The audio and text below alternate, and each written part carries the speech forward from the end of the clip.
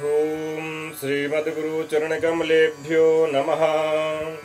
गंगाष्टकम्। भगवति तव तीरे नीरमात्राशनोऽहम्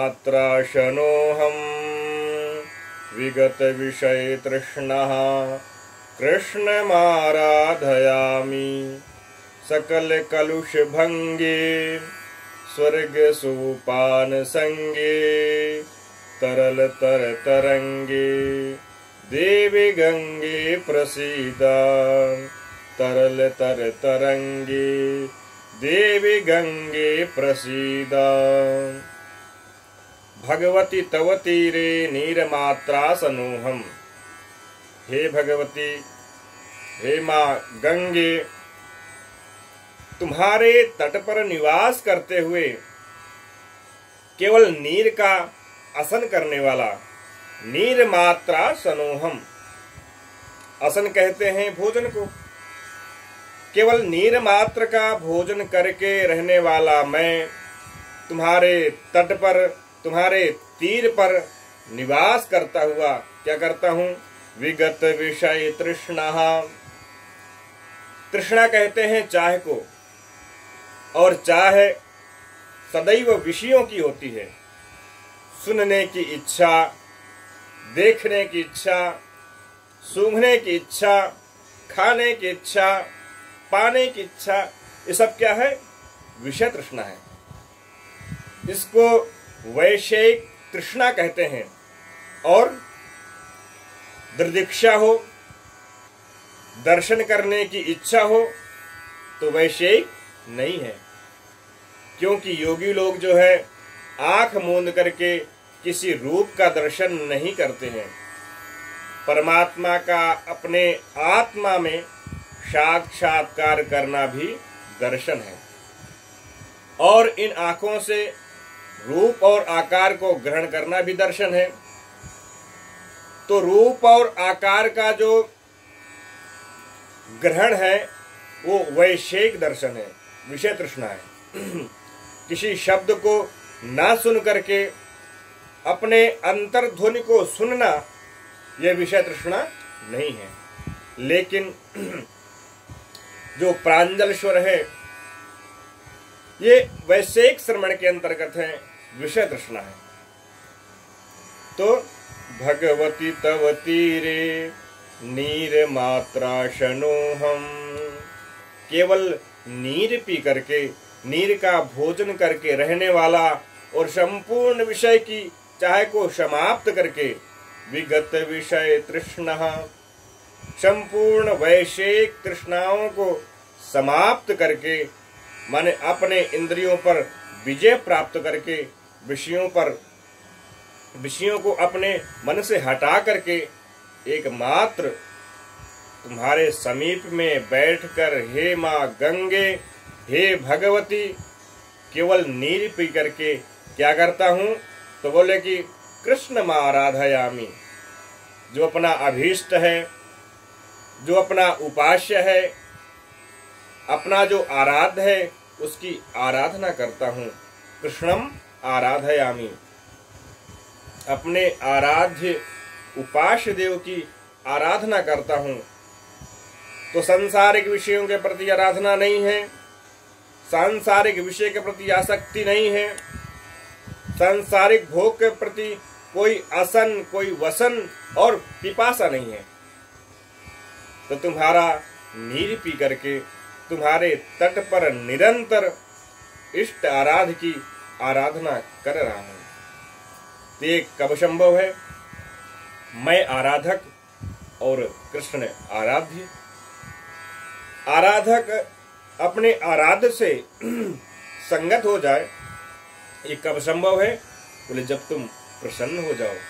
इसलिए तुम्हारे समीप में, इसलिए तुम्हारे तट पर बैठ करके, तुम्हारे तीर पर आकर के, केवल तुम्हारा नीर पी करके, संपूर्ण विषय तृष्णाओं को तिलांजलि दे करके अपने इष्ट की आराधना इसलिए कर रहा हूं कि मैं अपने इष्ट से संगत हो जाऊं, मैंने अपने परमात्मा को प्राप्त कर लूं।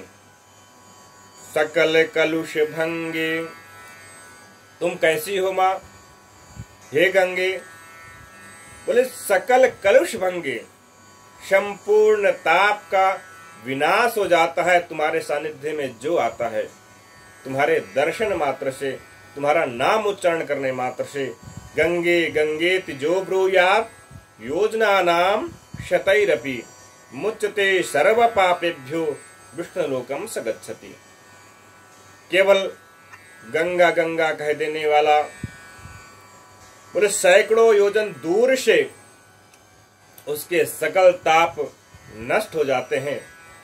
तो ऐसा मैं सुना हूं हे माँ, तुम सकल कलुष भंगे, तुम सकल कलश को, सकल ताप को नष्ट करने वाली हो। और स्वर्ग सोपान संगे, और यह भी सुना है कि देवता लोग भी अपनी मुक्ति के लिए तुम्हारा अर्चन करते हैं, तुम्हारा वंदन करते हैं, तुम्हें नमन करते हैं। स्वर्ग में देवतागण हैं, वह प्रार्थना करते हैं। स्वर्ग में मुक्ति नहीं होती है, स्वर्ग से पुण्य क्षीण होने पर मर्तलोक में आना पड़ता है। पुण्य क्षीणे मर्तलोके विशन्ति, और मर्तलोक में सत्कर्म करने पर स्वर्ग भी मिलता है और मोक्ष भी मिलता है। लेकिन जो है ऐसा सुना हूं कि तुम स्वर्ग के सोपान को प्रदान करने वाली हो। सोपान कहते हैं मार्ग को, सीढ़ी को। तो स्वर्ग को प्राप्त करने की सीढ़ी का एक साधन तुम हो, ऐसा मैंने सुना है। और क्योंकि आपको सुर असुर सब आराधना करते हैं आपकी, नमामि गंगे तव पाद पंकजम सुरासुरैर्वन्दति दिव्य रूपम मुक्तिम च भुक्तिम, मुक्ति भी देने वाली हो तुम, और देवतागण भी तुम्हारी आराधना करते हैं, और भुक्ति भी तुम देती हो। पृथ्वी के लोग भी तुम्हारी वंदना करते हैं। तो तुम स्वर्ग के सोपान का साधन हो, स्वर्ग के सोपान का संग कराने वाली हो। स्वर्ग सोपान संगे। और क्या कहा? तरल तर तरंगे, तरल कहते हैं अत्यंत शीतल को, अत्यंत शीतल का नाम तरंग है। और तरंग तर कहते हैं शांति को, अत्यंत शांति, मन की शांति, कामनाओं की शांति, आवागमन की शांति, ये सब शांति तरल तर है। जिनकी तरंगों में तरल तर तरता है, ऐसी तर तरंग वाली, तरंग कहते हैं लहरों को। तरल तर तरंगे, अत्यंत शीतलता प्रदान करने वाली हो, अत्यंत शीतलता प्रदान करने वाली जिनकी तरंग हैं, हे माँ ऐसी गंगे। तरल तर तरंगे देवी गंगे प्रसीद, हे भगवती, हे माँ गंगे, तुम आज प्रसन्न हो जाओ, क्योंकि तुम्हारे तीर पर बिना कुछ अन्न ग्रहण किए, केवल तुम्हारे जल को ग्रहण करके संपूर्ण इंद्रियों पर नियंत्रण करता हुआ, संपूर्ण विषयों को पराजित करता हुआ एकमात्र अपने आराध्य की उपासना कर रहा हूँ। इसलिए तुम प्रसन्न हो जाओ माँ, जिससे मैं अपने उपास्य को प्राप्त कर सकूं।